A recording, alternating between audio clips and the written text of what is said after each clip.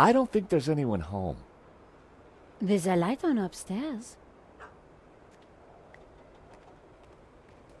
It was Hobbs's mailbox. There was a note hanging out. For a second, I debated the morality of mail snooping. It was a short debate, and I won.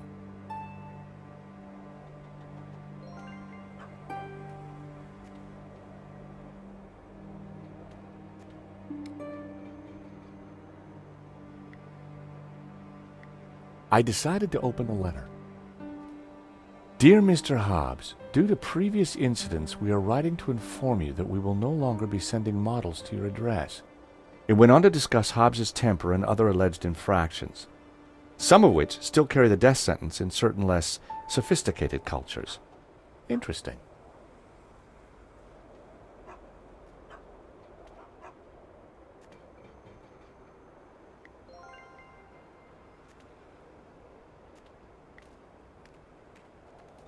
Climbing drain pipes was something I preferred to avoid.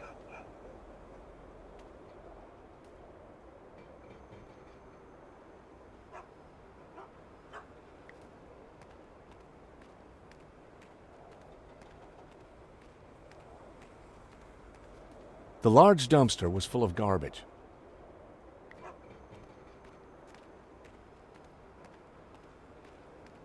Piles of junk, mostly boxes of old paints and scraps of picture frames.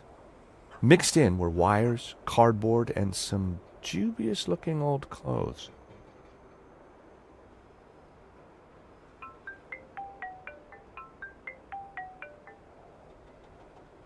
George Stobbart. Ah, Monsieur Stobbart. I trust you have obeyed my instructions not to leave Paris. Of course, Inspector. Good. You clearly know which side your cookie is buttered. Now, I require your presence tomorrow at the murder scene for a reconstruction. I see. 12 o'clock sharp, monsieur. Or, as you would say, high noon. Sure. Any failure to comply, and I shall have you extraordinarily rendered. Have a nice day now. And you. That was Nave. We're required back at the gallery tomorrow for a crime scene reconstruction. Let me guess. Non-attendance is a criminal offense? You got it.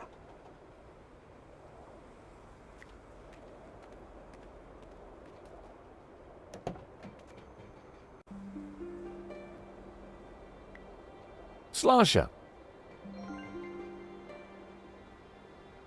I'd need the keys to start the engine. I had no reason nor any desire to steal Hobbs's van. Not a sound. The horn wasn't working.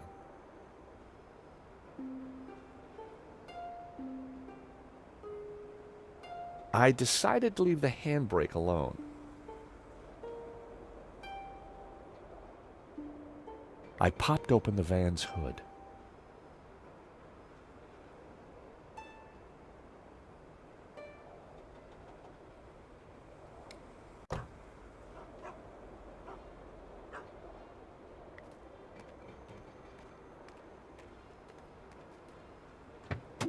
The engine was held together by rust and dirt. Everything was covered in a sticky film of dirty black oil. Half the wiring wasn't connected to anything. It was clear why the horn hadn't made a noise. Neither hornpipe was connected to either the battery or the cab. A bundle of wires came into the engine bay from the dashboard. Many of the wires seemed to lead nowhere.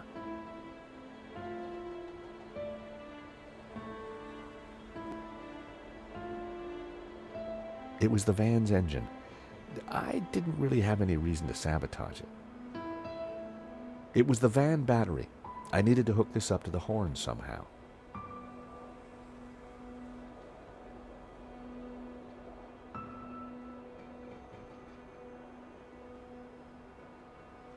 It was one of two horns in the van. It didn't seem to be connected to anything else under the hood. Two wires hung loose from it. It was one of two horns in the van. It didn't seem to be connected to anything else under the hood. 2 wires hung loose from it.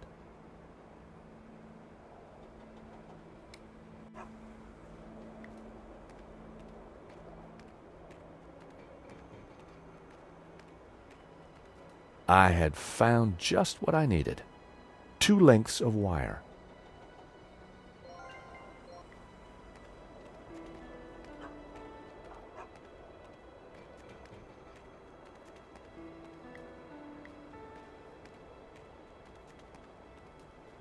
The engine bay was a mess.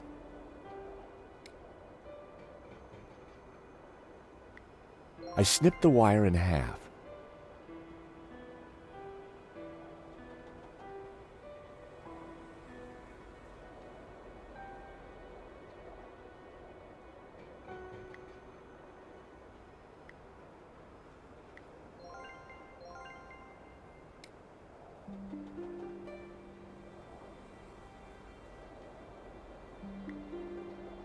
I connected the wires from the cab to the horn.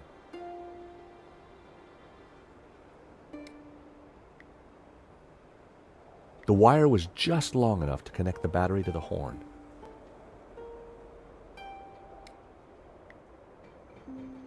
Everything was wired up. The horn had power.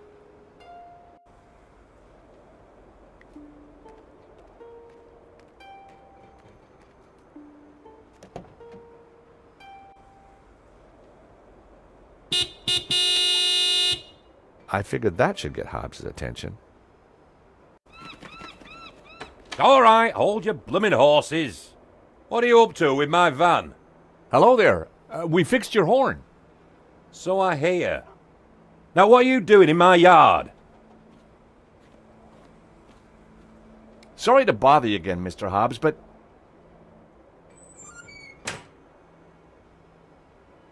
Well, that could have gone better. He's not exactly the friendliest of characters.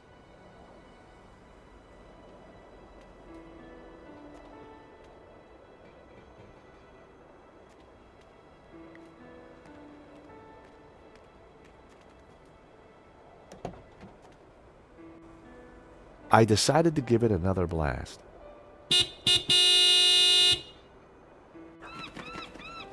For crying out loud, will you leave my van alone? Sorry, just need a quick word, Mr. Hobbs.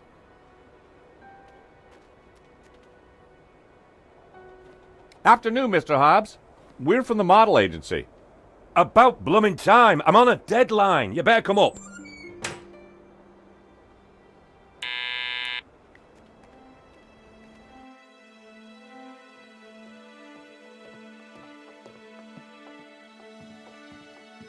About time you two showed up. Hello, Mr. Hobbs. I was just wondering if... Can it, Goldilocks? I don't have time for chit-chat.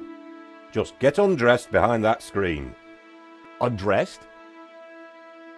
That was the deal. An extra 20 quid because I need you with your kit off.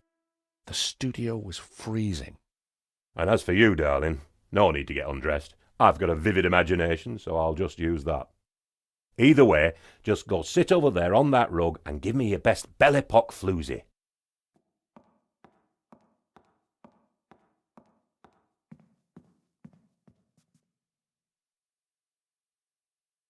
That's perfect. Just hold it there.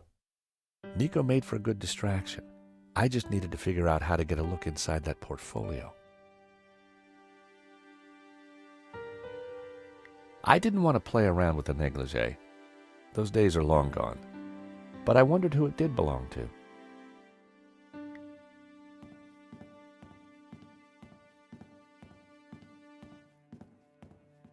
My, if it isn't George Stobbart. Lady Piermont. Oh, my. You're... Naked? Of course. As an artist's muse, one often finds oneself en pelotas. Now, George, don't be shy. Come here and give me a big hug. That day was the day the nightmares had begun. Trapped, smothered, choking on lavender. George, darling, pass me my robe. It's terribly cold in here.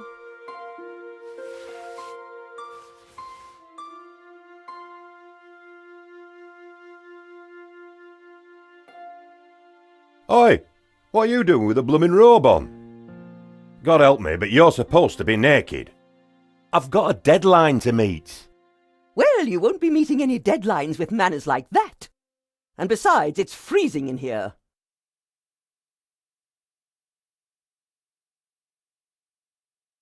Lady Piermont and I had met before. She was larger than life, in every way.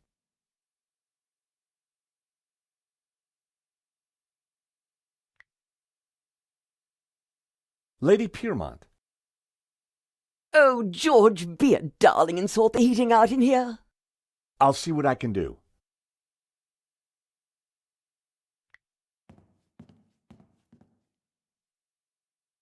Wow, an old Bofson Wang stereo. I hadn't seen one of those for years.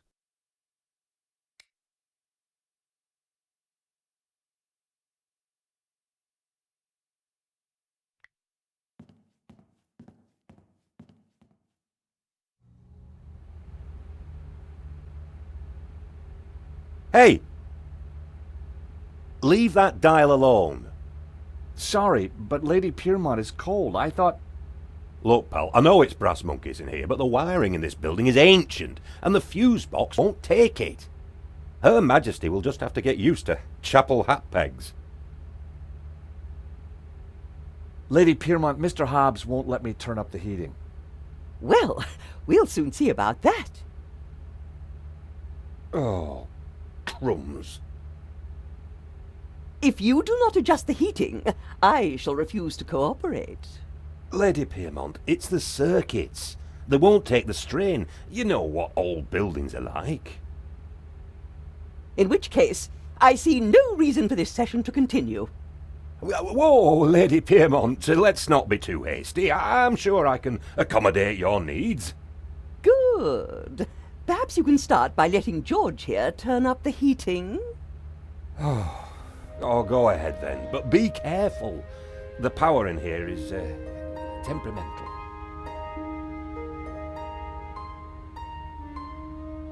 I'd turned the thermostat up as far as it'd go.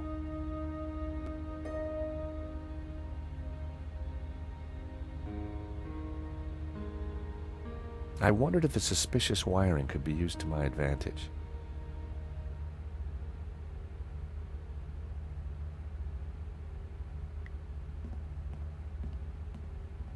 Excuse me, Mr. Hobbs.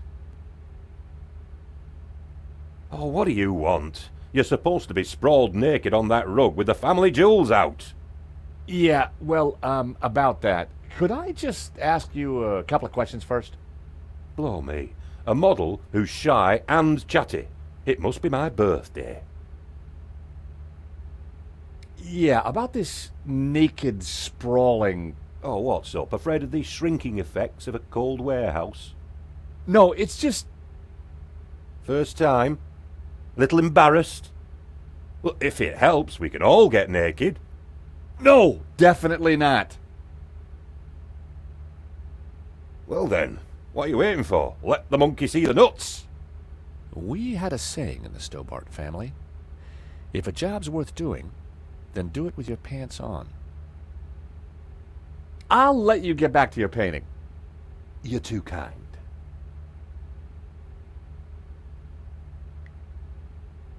Hey, that's my whiskey ration for the day gone.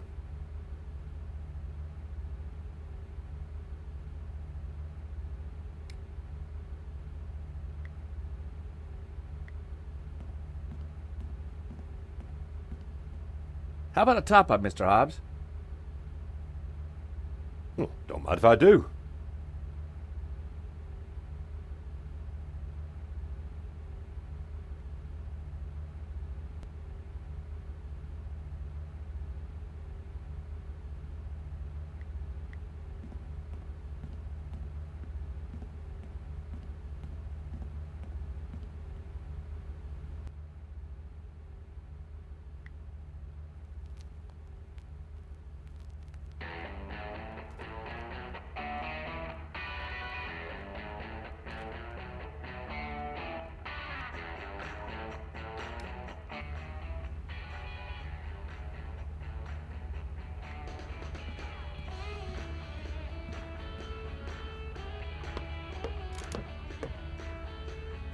Oh, you! Get down from there, it's private.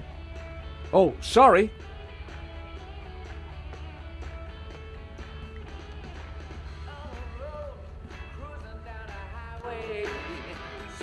I turned the volume up a few notches. I turned the volume down again. I turned the volume up a few notches.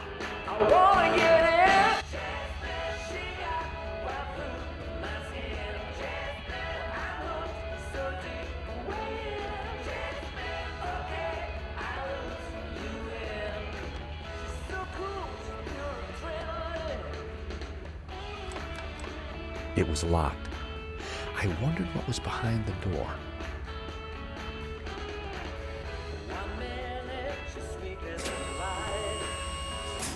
Oh, you! Get down from there. You'll trip the power in the whole building if you're not careful. Blowing the power would certainly have distracted Hobbs, but the elevator alone wasn't going to trip the whole system.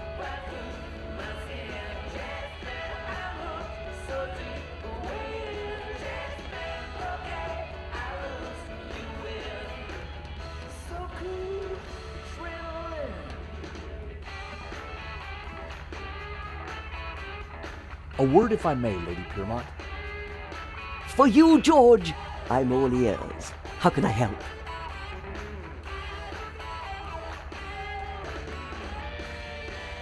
Lady Piermont, we need your help. How thrilling! What do you need? Subterfuge? Leisure domain? Actually, I just need you to step onto that lift behind you. Oh, but of course.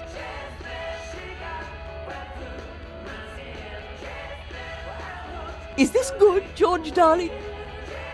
Perfect. Now, just stay right there.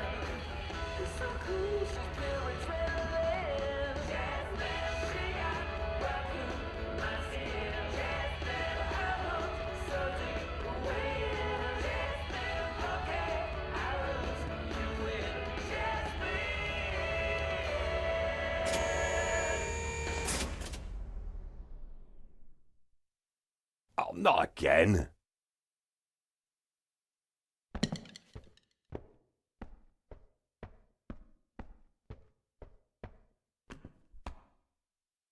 There we go.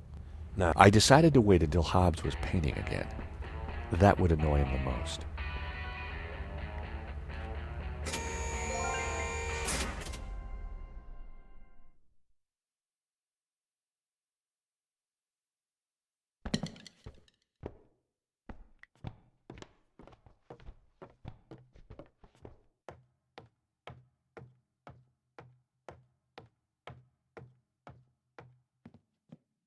Hobbs had loosely sketched a young couple and an elderly lady. Now,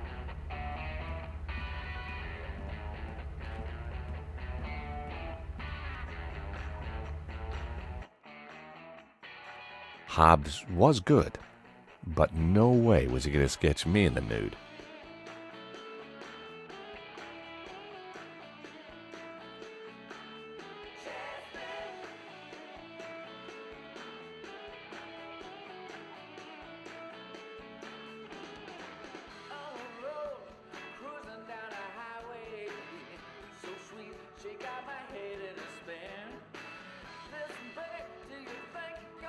Hobbs.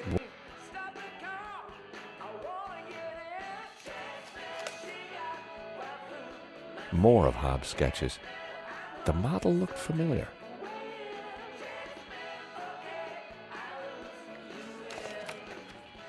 Impressionist sketches.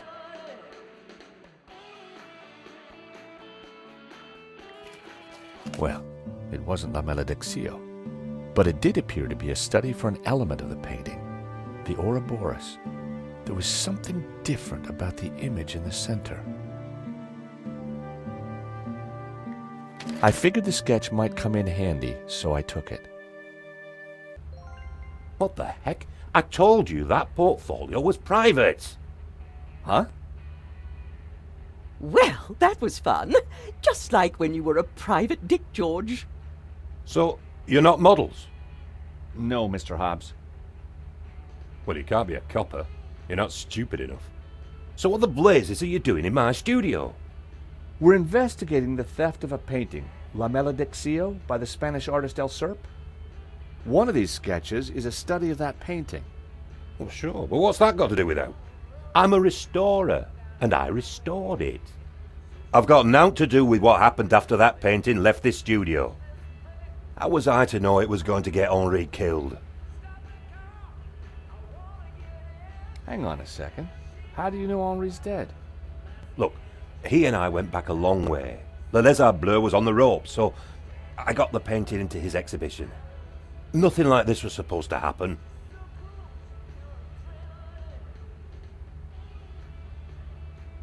We're not accusing you of anything, Mr. Hobbs. We just want to get to the bottom of this. I get that, and I'll help you however I can, but this mess is way above my pay grade.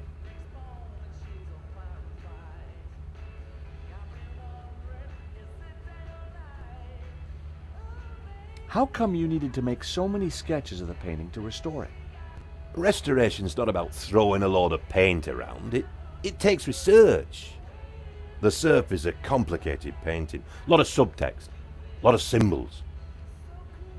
Why would anyone want to steal La Malediccio? It's not exactly a famous painting. True, but there is something special about it that's hard to describe. There's conviction in every brushstroke. Whoever El Serp was, he had a tale to tell. The symbolism is deeply religious. We have reason to believe that Madovsky is mixed up in the theft of La Malediccio. Eh? What would he gain from stealing his own painting? We have strong evidence that Madovsky is not the real owner. You'll have a hard time proving that. Medovsky has a full set of provenances for the painting. It traces its legitimate ownership all the way back to the painter. Why didn't Madovsky mention him? Because they're not with him. Henri's got them. Or had them. And Henri is dead. So ask his partner. Lane? Lane, yeah, Lane. Look, pal, you're wasting your time looking for conspiracies here. And you're wasting my time if you're not actually going to get naked. Go get the provenance from Lane, and everything will turn out hunky-dory. But it also puts Marquez's story into question. Not my problem, darling. Now both of you, get lost. I've got a painting to finish. And we have a critic to interrogate. Someone's lying, but who? Is it the gangster or the old Spaniard? The painter or the art critic? I need to head back for Nave's reconstruction. What about the evidence from Medovsky's house? Will you give it to Nave? I think I should. And I can put the squeeze on Lane. Ask him about the provenance. Good. I've got lunch with Ronnie tomorrow. This story is hotting up, and I want to make sure he keeps me on it. Taxi!